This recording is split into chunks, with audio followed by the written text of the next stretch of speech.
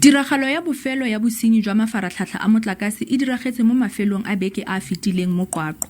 Substation e tlamelang mofumahadi Manapo Mopedi Regional Hospital ka motlakase e ne ya tlhaselwa.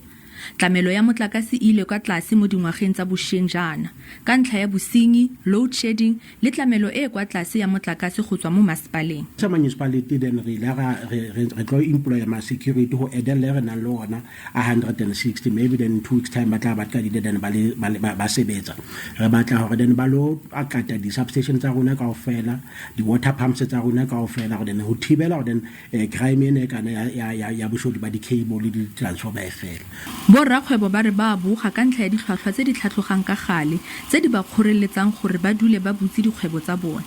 Taba ya disola e right ka ba re e wrong hobane ha jwale ne re investile hodima di-generator and then le petrol ntse ya enyolo re le borrakgwebo tabela ya go gawa gafetsa ha motlakase le di-load shedding ke tabe e batlang e re frustrate haholo. Eskom e tlhomamisitse gore e dirisana le Masepala yono wa Maluti-A-Phofung.